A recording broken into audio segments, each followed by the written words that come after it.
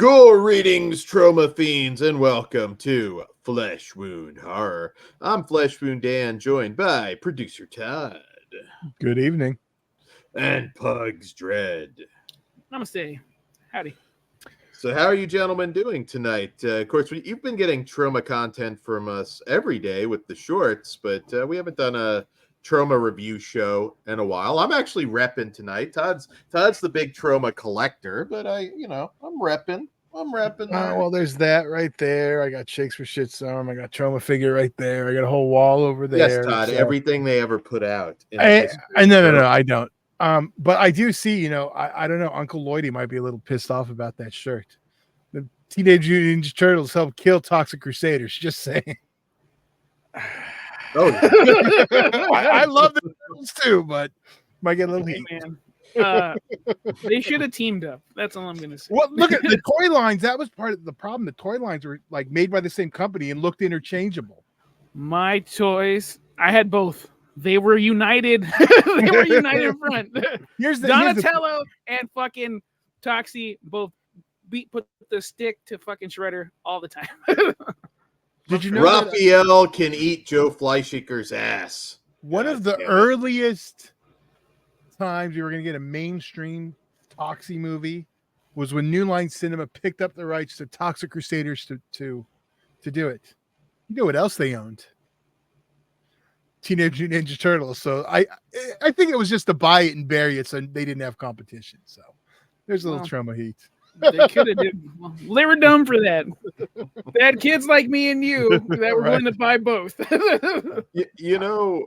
It's amazing to me for how much nostalgia there is for Toxic Crusaders, considering, it wasn't around very long, but look at all the merch that's dropping now and all of the people coming out of the woodwork saying they I can't wait for that same energy to go to the Swamp Thing cartoon, which was only a movie, which I found out. I'm like, that was a fucking movie. We had cartoons for everything back in the 80s and 90s. Rambo. But the only one that had full skull crushing and some sleep banditing. Some taco shops. The only one is the Toxic Crusaders cartoon. We had RoboCop. We had Police. They shot a guy in the dick. Yeah. So. Not in the cartoon. But by the time Police Academy got to cartoons, it was already a fucking G product in the movies anyway. Yeah, that's true. But it wasn't unusual to get, like you said, that R-rated cartoon adaptation. It was still unusual, but it happened about 5 times. Can you imagine if we had that now? Like, we just see, like, a Serbian film Saturday morning. There should be a play set. Oh, I was going to tell you. Yeah, like a Serbian film cartoon. Well, we're off to a start, aren't we? Well, it's Troma related. You know what? It is Troma's 50th anniversary. It is. So it is. Been around for a while. I think we're covering a couple unique ones tonight, so I'm curious to get everybody's opinion. As always, let us know what you think in the comments. And we're gonna have to know if Pugs was triggered or had any issues while watching this film. But. I rolled my eyes a little bit at some of them, but we'll get there. All right, so we'll kick things off. Both of these movies came out right at around the same time, but we'll kick things off with 1989's Chicks in Zombietown. From what was their gang name? What was their biker gang name? Dan? I do not remember, Pugs. The Cycle Sluts. Yeah. I know you were going the other way. In fact, the original title was The Cycle Sluts versus the Zombie Ghouls, and then it was also known as Chrome Hearts, I believe, at one point. Chrome Hearts, I think, might have been the shooting thing, and then Cycle Sluts versus the Zombie Ghouls, I think, was also a title for it at one point, at least in the production process. But 1989 from writer-director Dan Hoskins, Chicks in Zombietown. Bob Thornton's like right on the fucking front. He's in every frame. So meet the Cycle Sluts, a rebellious and free-spirited gang of female bikers made up of a cast of lesbians, a former homecoming queen, and a mute. The Cycle Sluts leave their troubled lives behind to go on tour of America. The all-girl motorcycle mamas encounter a town overrun by zombies created by the local mad scientist played by R.I.P. Don Calfa to mine nuclear radioactive material. The Cycle Sluts refuse to be run out of town by anyone, including flesh-eating zombies. Ganging up with the local outcasts, including a school of blind orphans and a dwarf, are armed with black leather, whips, chains, machine guns, chainsaws, and dynamite. The Cycle Sluts know how to fight until the bitter end. There needs to be a Nickelodeon type documentary on those blind kids with the little guy on set there. Oh, you went right for it. Yes, wellness check on those actors. So I've always liked this one, as you can imagine. It's very, very silly. Don't go in expecting a serious zombie film, but if you're kind of looking for that Return of the Living Dead 2 vibe, like just very goofy. Better.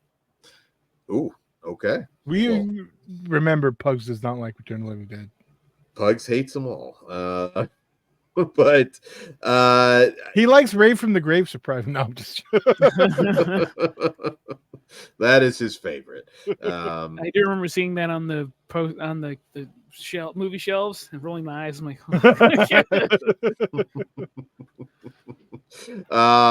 in this one, great cast. I mean, Don Calfa is a comedic genius, so he has a lot of fun moments. For the ladies, he even gets naked in this, so there you go. Just what we all wanted.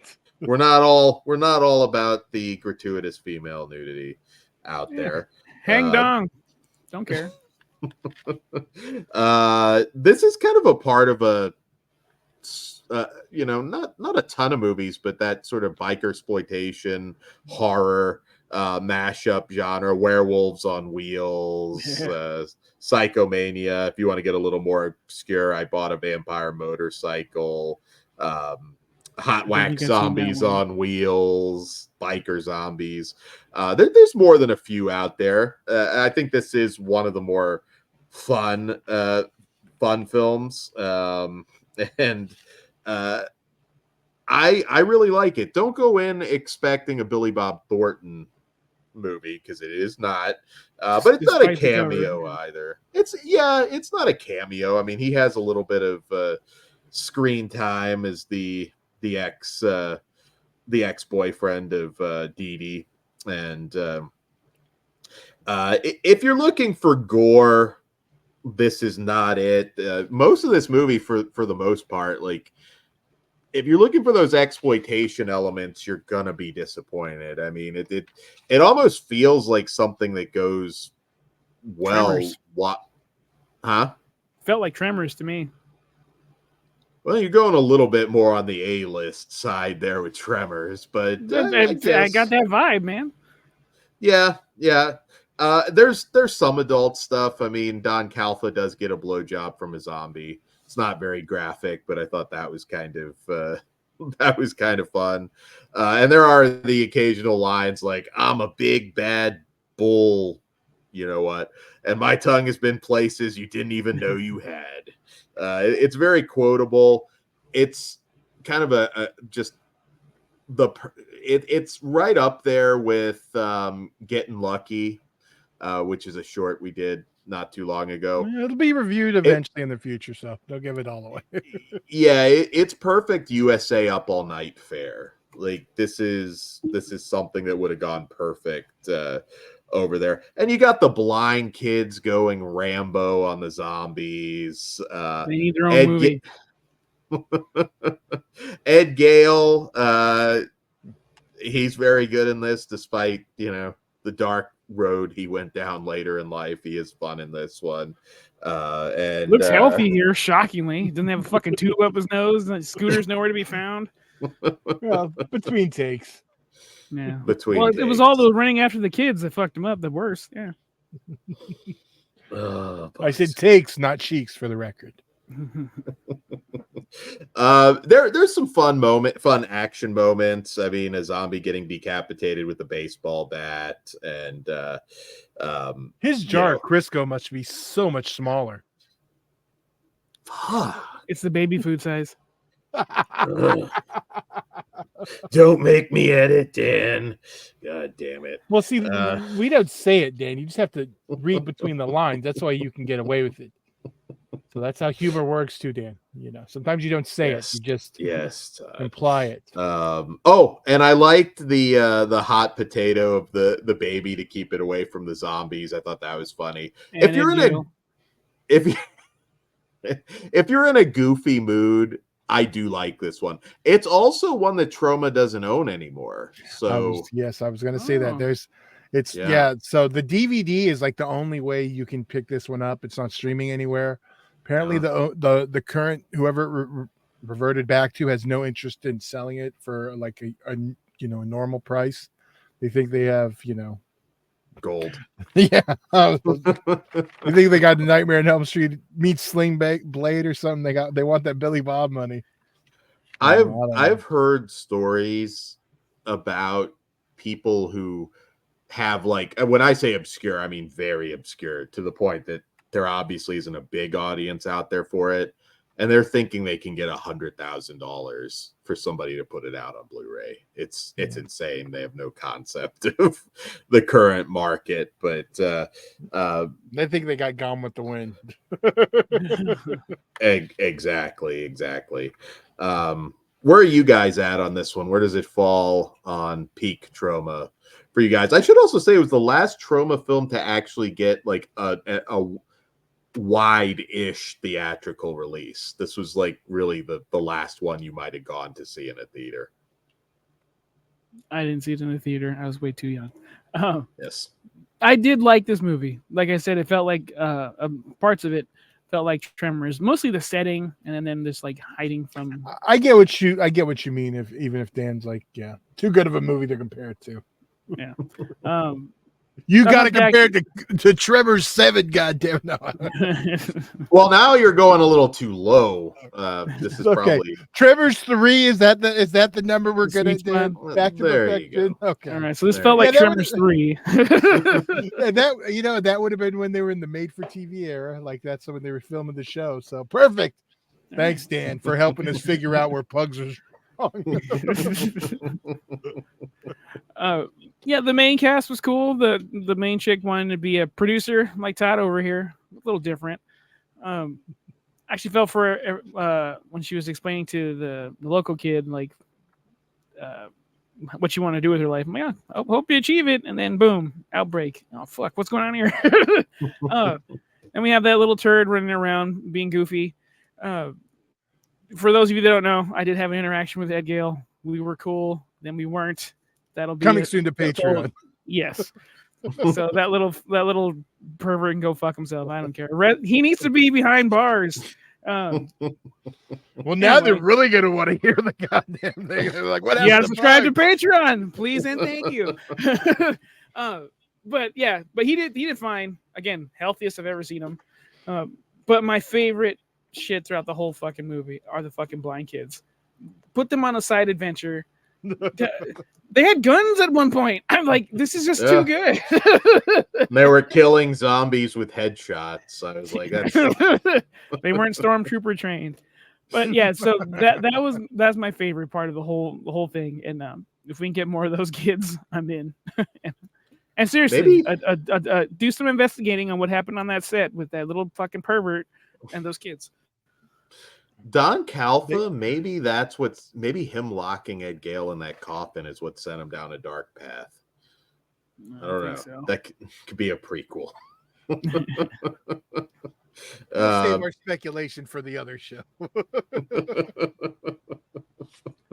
Todd, where do you fall? Because I realize this movie is not gold. It's not a great movie, but I saw it when I was a little kid. And it's always held a special place in my heart. It's just It's got that Saturday morning matinee vibe. You're not wrong with that. I know Chris McGibbon, a friend of the show, is also a huge fan of this one. Was probably for a long time the only Troma movie he likes. So, and it's no longer a Troma movie, but it always is. What's your Troma? Your Troma for life. So there you go. It's like when they had Rodman on the talk show, former member of NWO. No, for life. Yeah, I've always really enjoyed this one too. I remember I didn't get to see this one in theaters. I think it was only playing in LA, and that was a chore to get that to happen. So, yeah, I remember, seeing it for months in the video store magazines, waiting for it to come out, and got it first day, watched it like I would every Troma movie, and enjoyed it like I did. But this is one that I've always gone back to. Like, even with like a lot of the stuff I liked at the time and I've enjoyed, I don't go back to as regularly. Chopper Chicks, I'll watch every once in a while. It's probably been like 5-6 years at this point before watching it for the show, but I do always enjoy it when I watch it, and it still is a good time. My favorite bit is still, it makes me laugh every time when they're talking about, did you have any sex with anyone when I was gone?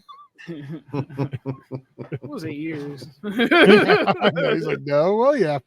But it's pretty impressive considering, he appeared in this, and in a relatively short time he's in Sling Blade and considered one of the greatest acting performances ever. You ain't got no gas in it. Watching this. Right? You would never look at this and say, like, yeah, that guy is gonna be... I knew 100%. I was like, he's gonna love some taters and play and then it's gonna be fun. Yeah, and he's gonna marry one of the most beautiful women of the world, adopt 1,000 kids. I knew it all. He needs a statue built of him just for hooking up with Angelina Jolie back in like peak Angelina Jolie too. So he has my respect and maybe disdain at the same time for Sling Blade and Bad Santa. Yeah, right. He went down. He went to her level. She didn't go to his. She went to his level. There you go. Yeah, what you have original? She's the lucky one. Yeah, fucking bitch. if you love Don Calfa, like, man, what a unique talent. Return of the Living Dead in general. I mean, there's so many like unique talents in that movie, but he was do you have to bring up the zombie movies that all have a fucking sex predator in there? Oh, well, we're gonna talk about Friday the 13th 5 next and keep a fucking streak going. I wasn't like, oh, Brian, what a talent. There's that other stuff. Well, you say the whole cast is talented, then I remind you who's on that fucking cast. It'll just be like 6 Degrees pervert edition. Maybe we'll even work into Murder, get John, another director in there. We just reviewed one of his films, Beverly Hills Cop 3. You can check it out on Flesh Wound Farce. Yes, Fist. But yeah, this is just light fun. I mean, there's nothing too. It's funny because it's an R-rated film, but only just barely. You're thinking lesbian bikers and like zombies and all this stuff. You really would expect more gore, but this is light, fluffy fun, and I still have a special place in my heart for it. Any closing comments on this one before we move into our other Troma film? No. All right. But we should probably rate it before. Yeah. We move on. Mulling my rating over. All right. Well, I'll go first. I'm a 4 on this one. I've always liked it. I might have fluctuated a little up on the floor, but right now, this viewing, I'm a 4. Okay. I'm gonna give my rating a little more than Ed Gale's height. I'm gonna go 3.5 out of 5.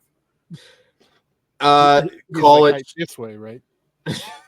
Never got that far, but on Patreon, you'll don't give it away. Save for the Patreon. I'm gonna bleep that whole thing out there. I got to give it a 4. Again, that might be some nostalgia talking, but I still think it's unique. I think modern B movies could learn a lot from Chopper Chicks. Well, I really, know, a lot of it has to do though with like you could spend a little bit more money on a B movie because this is I think for like it's like higher budget than you see on B movies now. Like for So it's one of those things. It's like those middle pictures. This is a lower middle, but we don't get them anymore.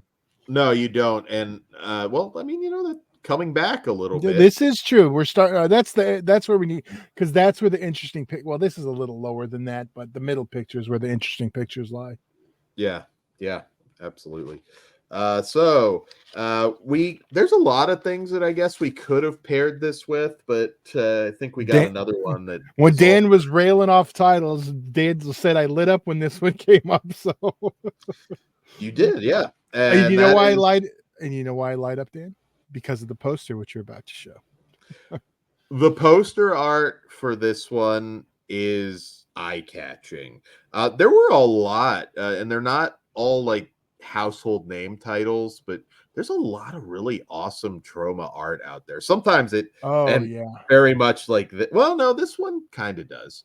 You could justify the art on this. There's somewhere it's like there is nothing in the movie that is in this art for this Troma poster, but the movie is also from 1989, and director Don Nardo, Stephanie in the Incinerator. And in this one, nightmares of the rich and famous. See what happens when the decadent desires of the super rich turn into perverted pleasures and monomaniacal obsessions. Stuff Stephanie in the Incinerator is a burning tale of macabre matrimonial murder and spine-tingling suspense that is unlike anything ever before attempted on film. When your wife and your best friend are after your hard-earned money, there's only one thing left to do. Stuff Stephanie in the Incinerator. Okay, so Todd, why? So it was just the art for you, or do you have like before we get into the movie, do you have like a history with this one? Or I mean, it is. That's because when you said it, I thought of the art immediately because it is one of my favorite pieces of art and one of the reasons I first sought out the film. The VHS art was no good. I can't remember who put it out. It was one of those. Well, I know they put out some shitty erotic thrillers too, but the art wasn't the theatrical poster. It was one of those like late 80s, early 90s arts where it's like a picture of a model and there's like house, like it's like she's looking through windows. I was like, that's an incinerator, whatever. But it was always a weird cover. But that's one of the only Troma tapes I own that I don't now, and I don't know why. Maybe I did somewhere else. But yeah, so this is one I own and I watched. It not necessarily my favorite, but I hadn't seen it in so many years. I was looking forward to revisiting it. So that's my history with this one.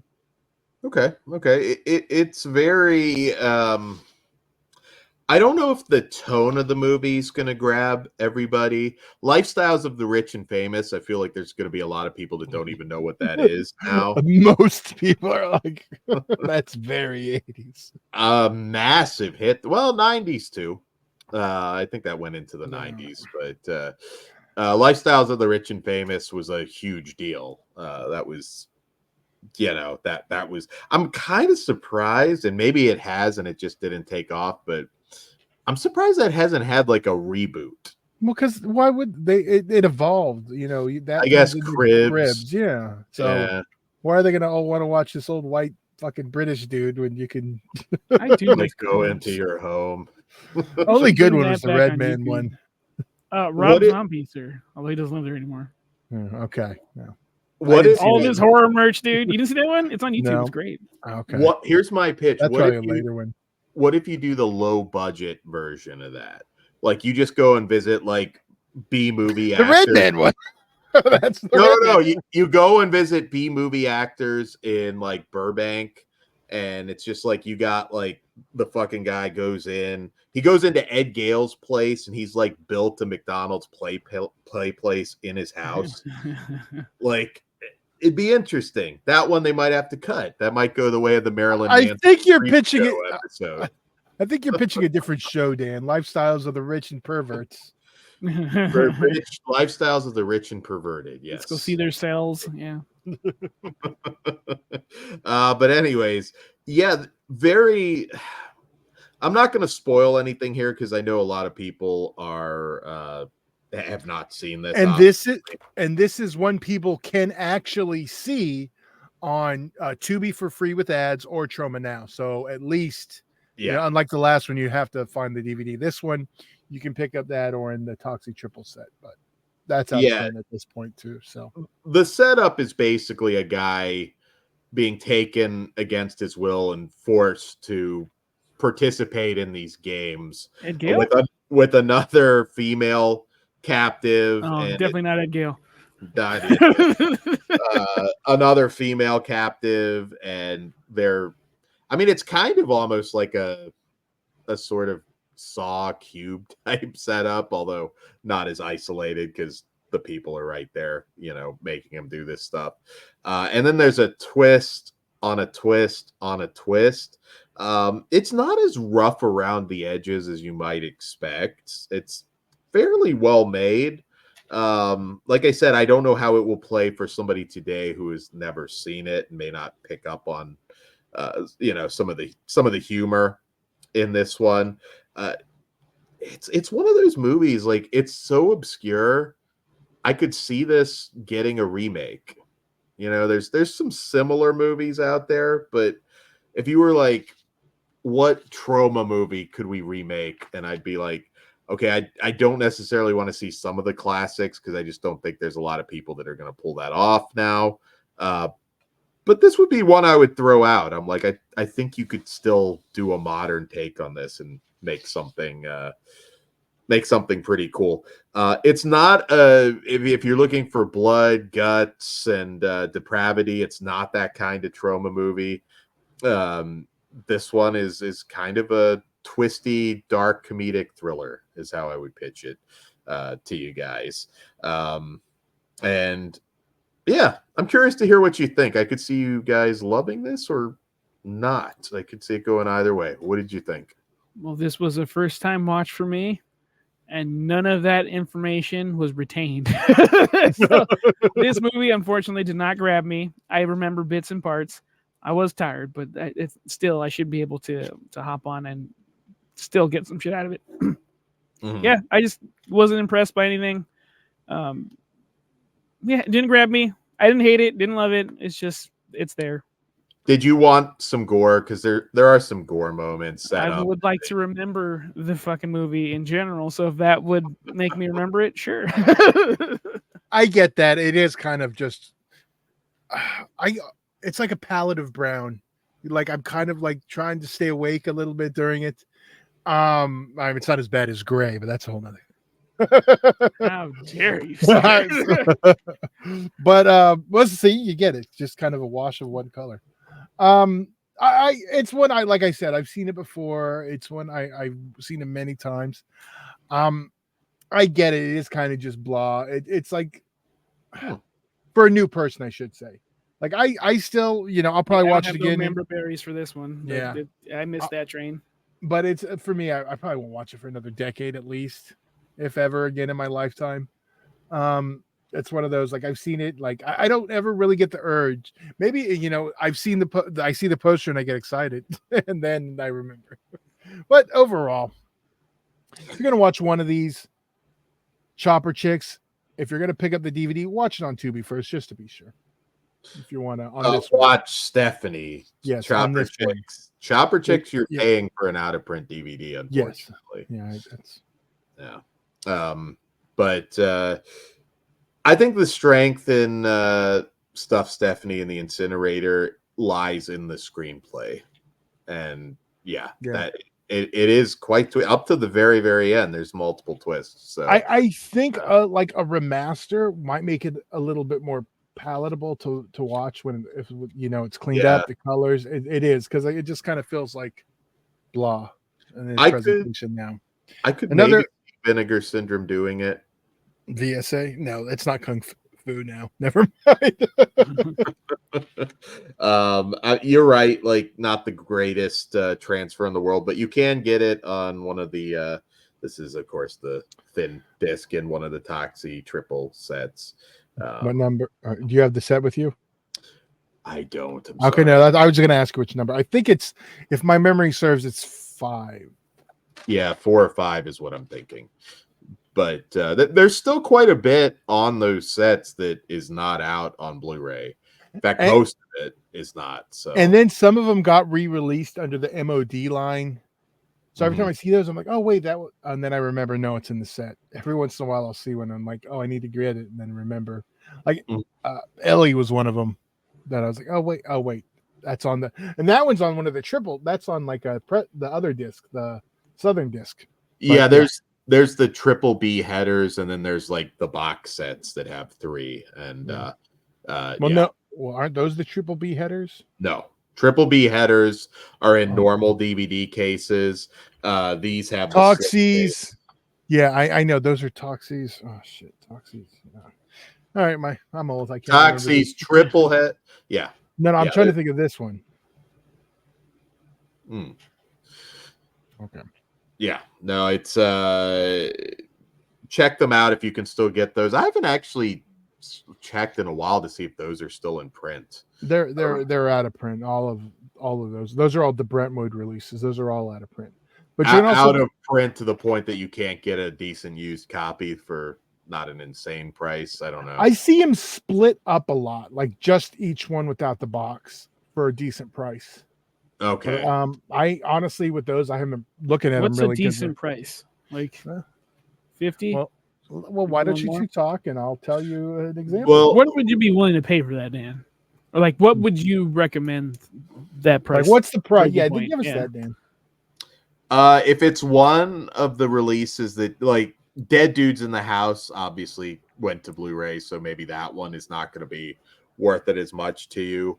But if it's one of the ones that has none of them on Blu-ray, and you can get it for you can get the $30. DVD. There's actually you know what? There's actually a Region 4 DVD too.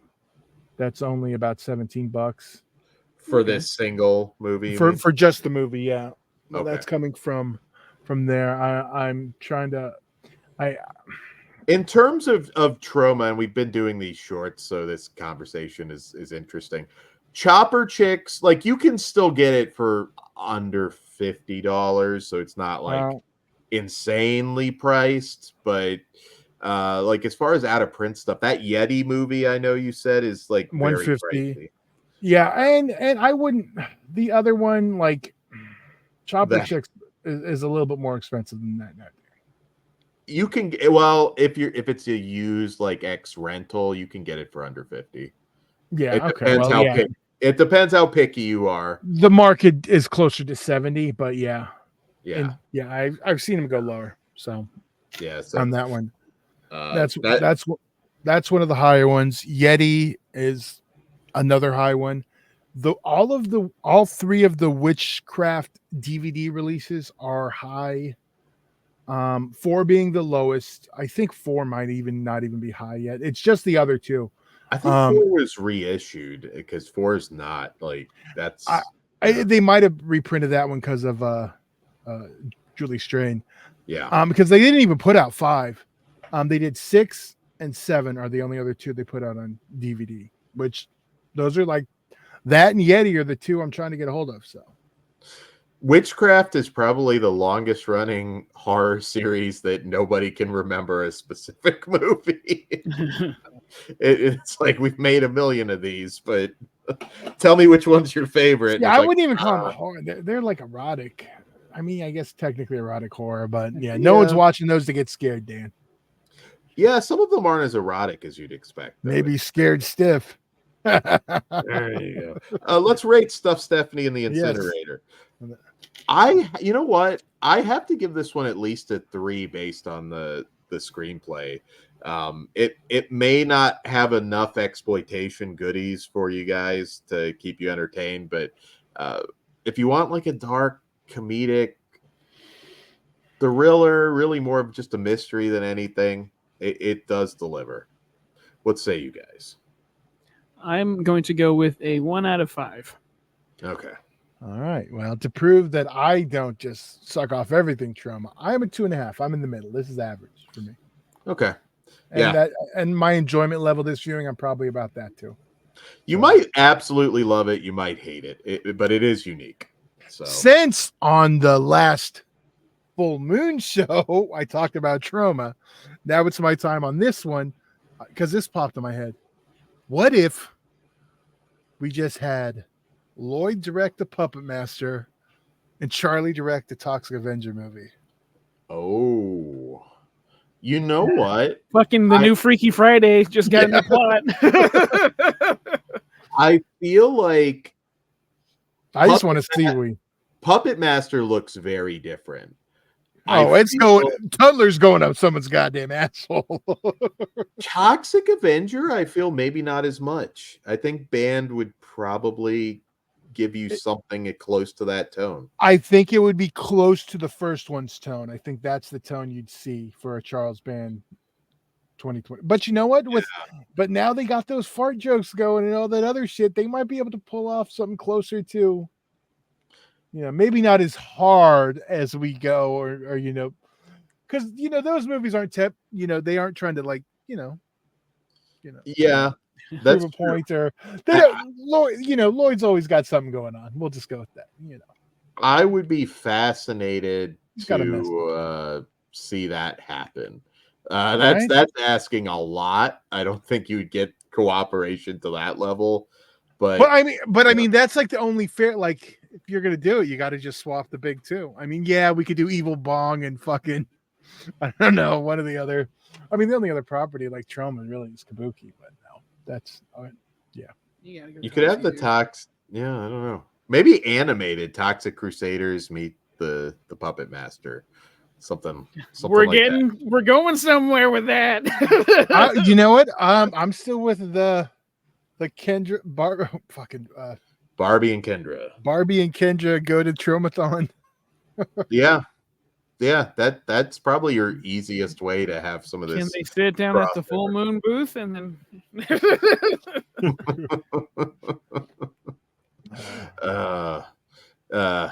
Yeah. I got one. So Barbie, I don't know what the title would be. I don't have a title off the top of my head, but Barbie and Kendra crash a modern David Dakota movie and just don't understand why none of the dudes in the underwear are interested in them. So Dan's just pitching a full moon movie on the Troma show. Now you should have done that one on the other show, Dan, but it was an interesting idea. I'm with it. Oh well, we don't hate it, Dan. I'm gonna they all showering in their underpants. What's going on? The Crash Voodoo Academy. That was the first one where you kind of notice it. No, my first one was the Brotherhood. I was like, what the fuck's happening here?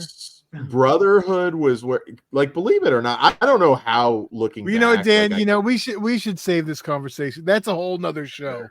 Never getting into that. He's ready to go though. I know. He's like, let's talk about them soapy boys. All right, we'll close on Soapy Boys. Ed Gale, love it. David, call me back. I'm working again. All right.